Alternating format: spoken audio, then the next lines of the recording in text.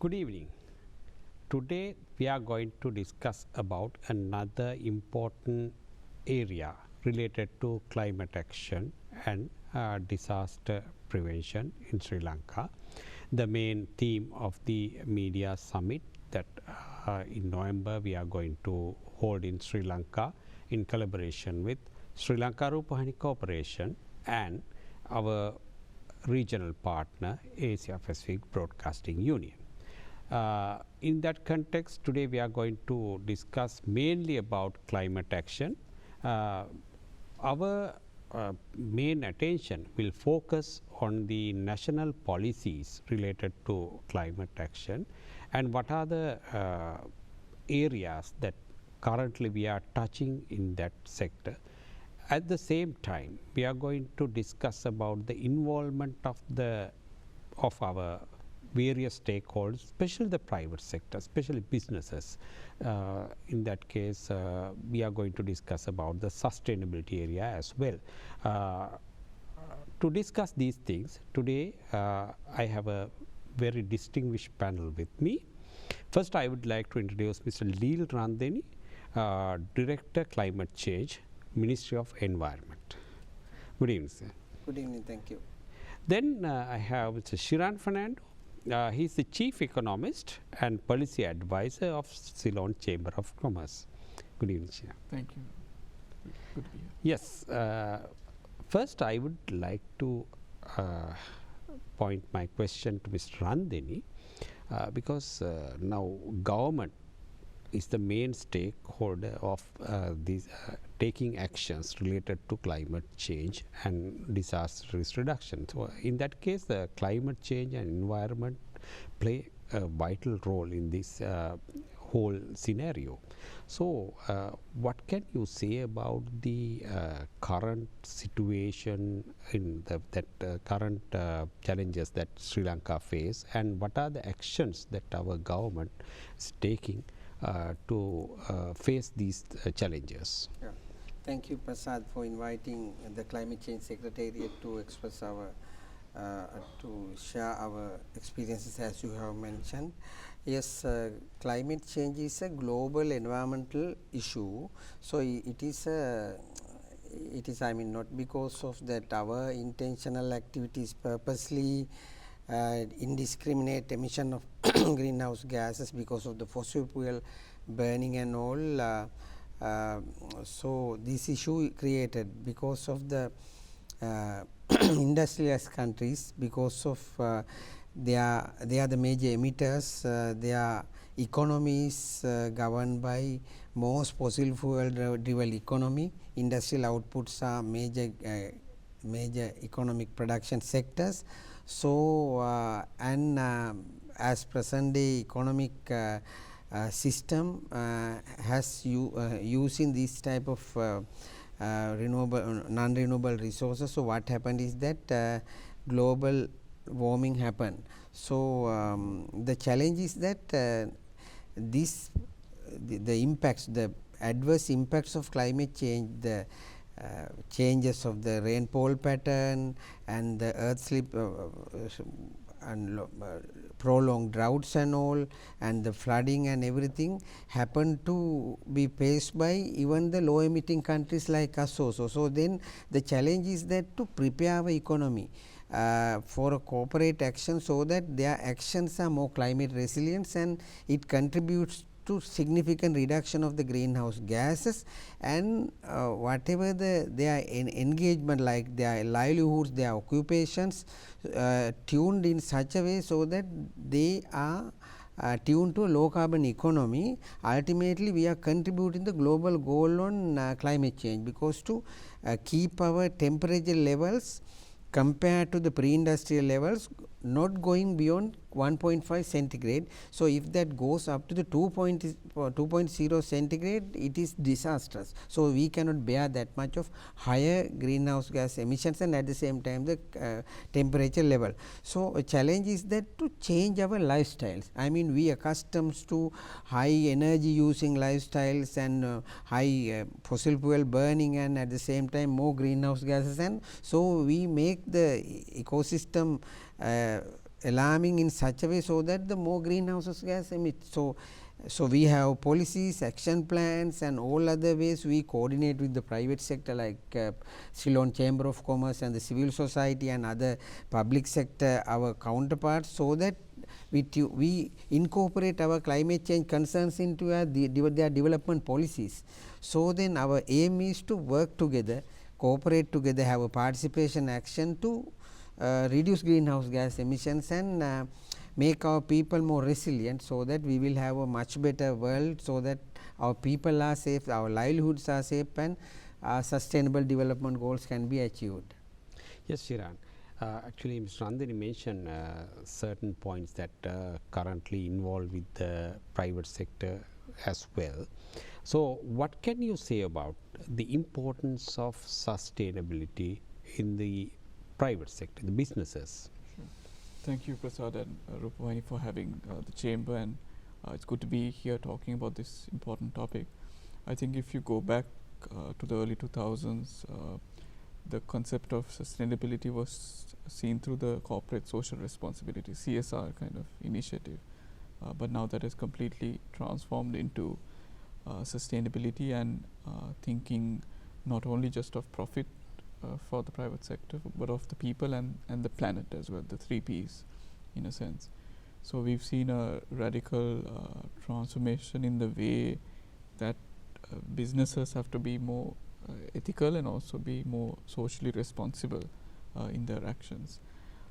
And we are also seeing a fundamental shift, in particularly in the last 5 to 10 years, especially for export ready firms or export firms, from their customers, because there is a shift from on the demand side from countries like from places like Europe and other areas we export to, where they want their supply chain to be green, and of course by 2030, for example, the EU has something called the EU Green Deal, which a lot of the whoever's exporting, the value chains all have to be ready.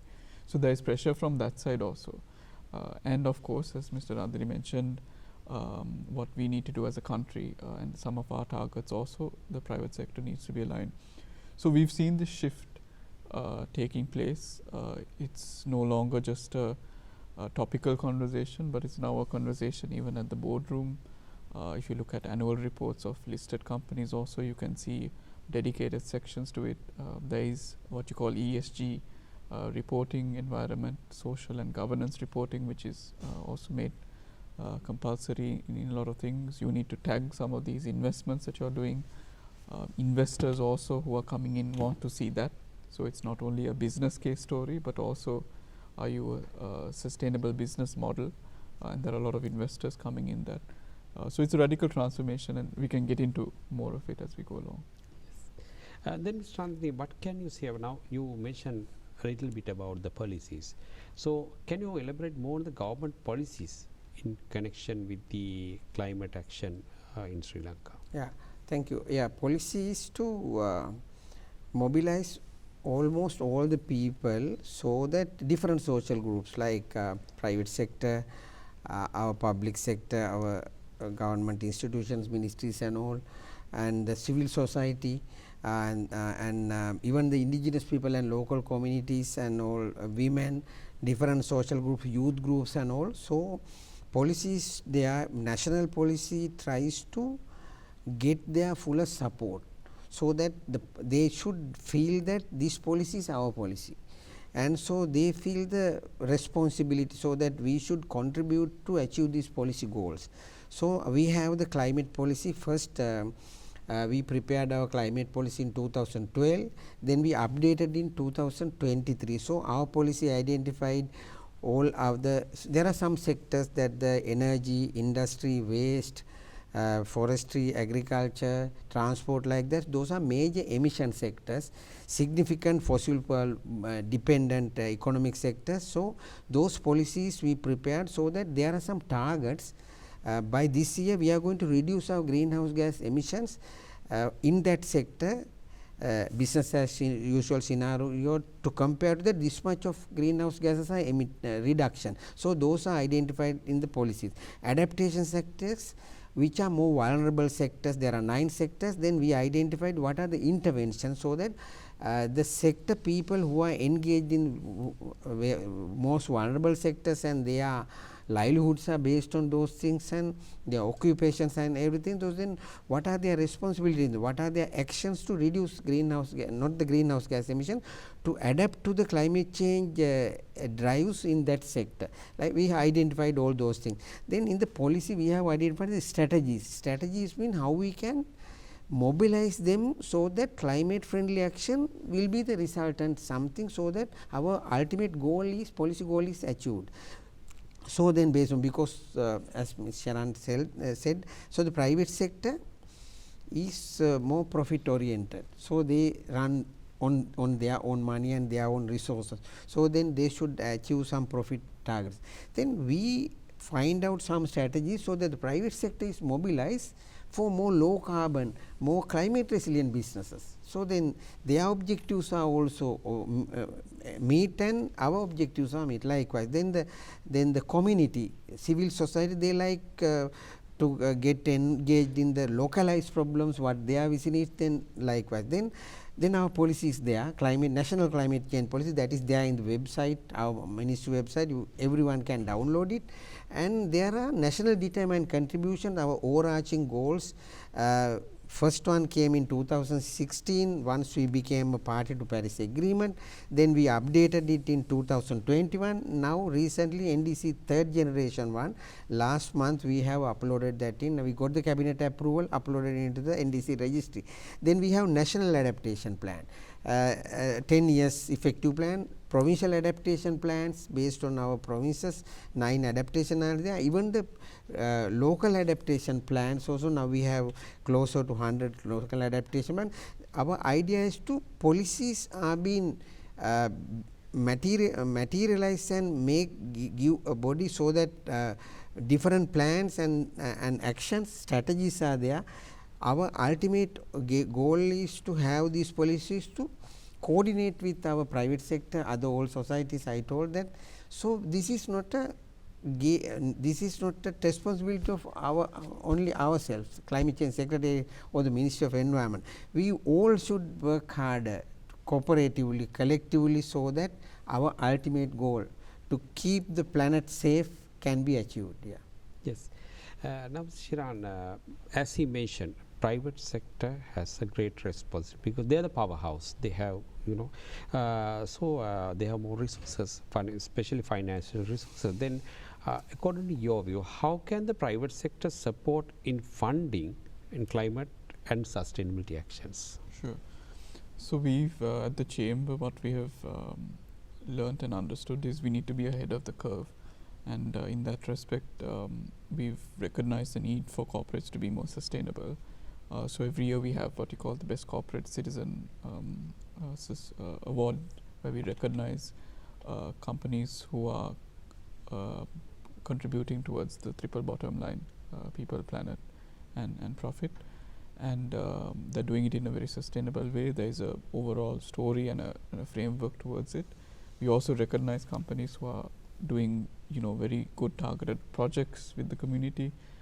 So that has been something for the last 20 years we've had.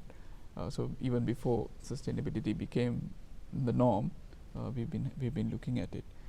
On mobilizing finance, as you mentioned, Prasad, I think that's one of the key pillars that we are having, because we are seeing a lot of interest in sustainable finance coming in. I think the central bank also has a sustainable finance roadmap.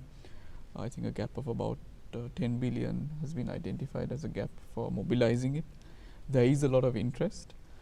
So even in the past, we've had with the collaboration with UNDP, the chamber, we put and the BOI and the Sustainable Development Council, we put together an SDG, Sustainable Development Goal investor map as well, so that these funds that are there mobilized both locally and overseas are able to find a pipeline of investment.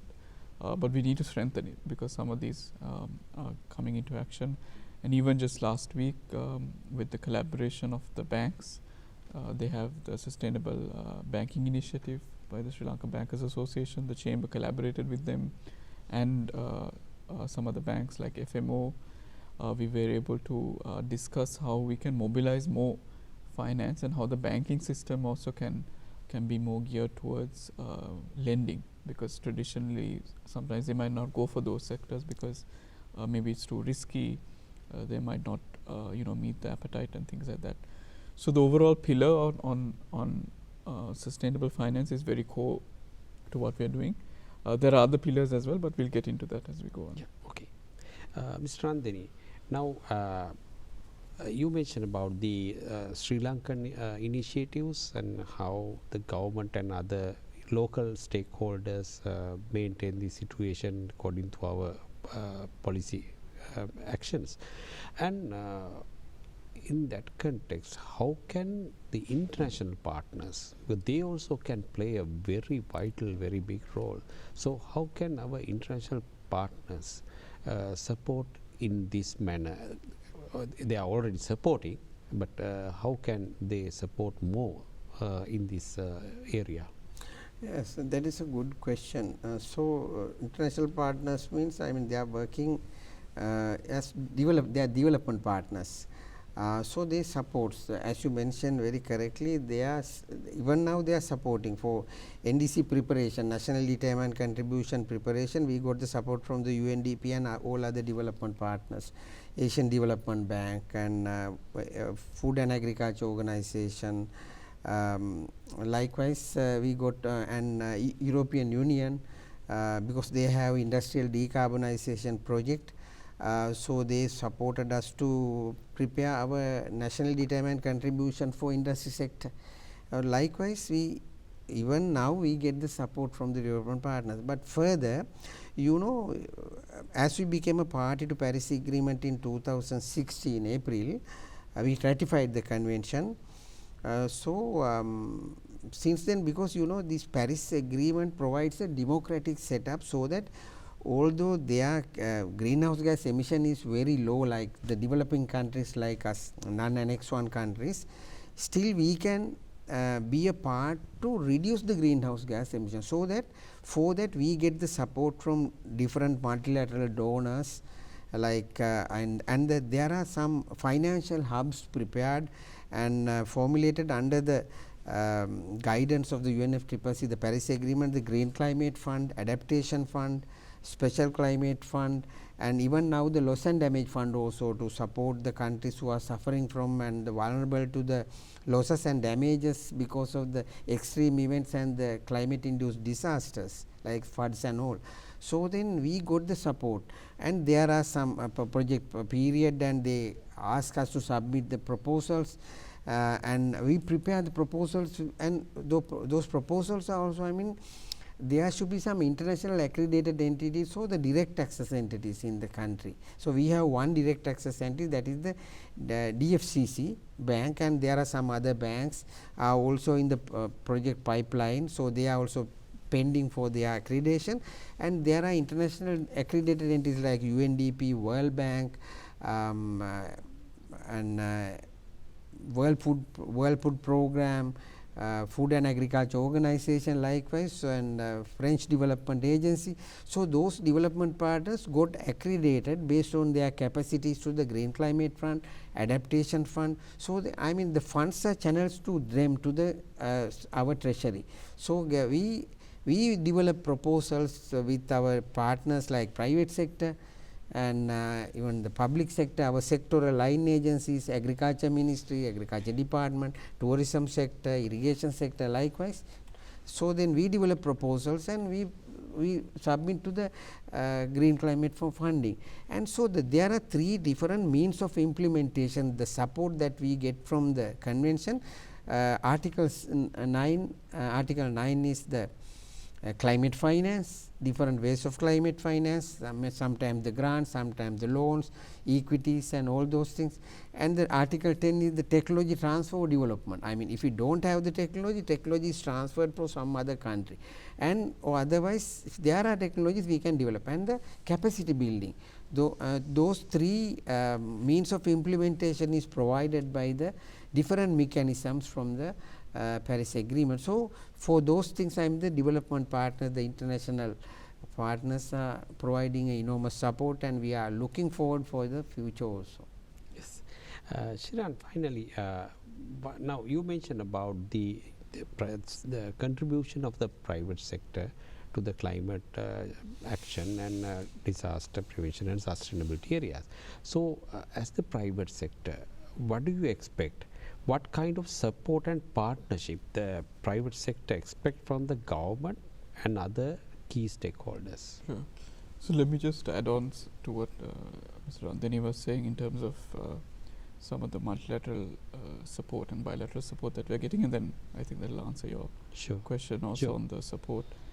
So we've worked very closely with for example, the Sri Lanka Preparedness Partnership on disaster preparedness and relief, where the chambers acted as a focal point between the disaster management center and of course on the ground, and mobilizing awareness and support whenever there are disasters, and basically getting that capacity built here.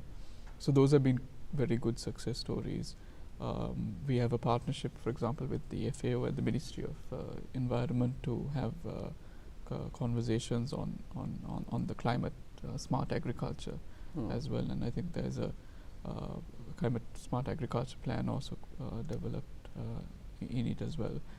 Then through the UNDP's support of the NDC 3.0, which Mr. Randhani outlined, the chamber was also able to provide a lot of sectoral input. So the plans were put in place, and I think through the input, some of the key targets like having 70% renewable energy achieved by 2030 and continuing on that journey, a lot of those have been sustained and are continuing. And so and just quite recently also with the Global Green Institute, which is another, I think, an INGO setup. They're working on the adaptation plan as well, and they've been part of the consultation. So we see a lot of interest, because there is of course the policy pillar, which we are working quite hard on. We have a climate action steering committee at the chamber, which we had about 3-4 years ago, because we recognized the importance of the chamber and the private sector providing a lot of this input when the policies are being designed, because I think it's important that the private sector, amongst other stakeholder views, are brought in, and I think we've been relatively successful in providing that information and insight as these policies are being developed. I think to your question on what more we can do and what the stakeholders can do, I think we have the support of all these partners. Then we also have a lot of the frameworks and the policies created by the Ministry of Environment. I think what we need now a lot of the time is action. So a couple of years ago, we also had a climate action summit where we wanted to really mobilize resources and mobilize action. And what I mean by action is we are able to, given the frameworks, given the policy goals, we are actually able to see some level of investment coming on the back of it, and that will either help decarbonization efforts from companies who are looking to maybe go into greener supply chains, or it could be adaptation strategies that we need, or it could even be some of the mitigation that, for example, energy, I think even the NDC 3.0, a lot of the reduction in greenhouse emission primarily is contributed by energy and of course transport and industry. So how can those inflows come in? And this is, I think, another way that post the economic crisis and the recovery, this can be another good avenue for the recovery for Sri Lanka, because you can get these as even fresh investment coming in. It can be equity investments into companies. It can be further bilateral or multilateral loans coming in, and we can definitely strengthen it. So I think from the part of the government, I think of course the key request is for this dialogue to continue. I think we have a good, healthy relationship with the Ministry of Environment, but not only the Environment Ministry, a lot of the other subject ministries also need to get involved to implement these plans, because at the end of the day, all of these contribute to our national goals. Private sector can invest, but it needs to see that environment and the conducive environment continue, the goalposts not changing, and those that the frameworks continuing. So I think that's the key request, that the agencies work hand in hand, the different ministries work hand in hand for the national objective, and I think getting the finance side will come through, and the private sector will be able to deliver on it. Yeah. when we take finally, when we take these green businesses, how is the situation now? These most of these green businesses are booming. So how do you see this situation and the trend, the current trend in the society, especially in the private sector? Sure. So it's becoming, I think green is becoming the norm. So if you speak to those who are exporting tires or even rubber gloves, we are, I think we are traditionally known for things like apparel, but if you look at a sector like that, what we are hearing from these companies is that the buyers, the brands in those countries, in particular in Europe, are asking for your GHG emission even for that, or your carbon footprint even for one particular glove or a tire piece. So it's in turn becoming the norm for them to be able to use it, for be able to build towards it. So I think no longer can you think of having a supply chain just as business as normal. It has to have a green element from the start to the finish. Also being able to have the data to say, you know, this is how much has been through the supply chain, has been emitted, or the carbon footprint, so that these can be reported. And that's another important part where the data is also required, because sometimes investors are also asking like how much emissions or the data points at the different value chains. And I think it's also opening up newer products as well. So even if you look at something traditional like tea, that's a new area to look at. Even for sustainable clothing, things like that, these are all no longer trending areas, but actually what is happening on the ground and in our markets. So I think that's an area for even young entrepreneurs watching to think about, to not only just start your business similar to what everyone else is doing, but how can it be different, and how can you think differently using the green kind of supply chains and even in your product and what you're trying to give as a service. Yes, with that positive note, we are going to wind up this discussion, but in the coming days we'll have more this type of discussions with various topics related to climate action and disaster risk reduction. So I would like to thank my wonderful panel there, and I would like to commend their ideas. They are very useful for our community, and we are going to meet you in this type of discussion in the near future. Thank you very much. Thank you. Thank you.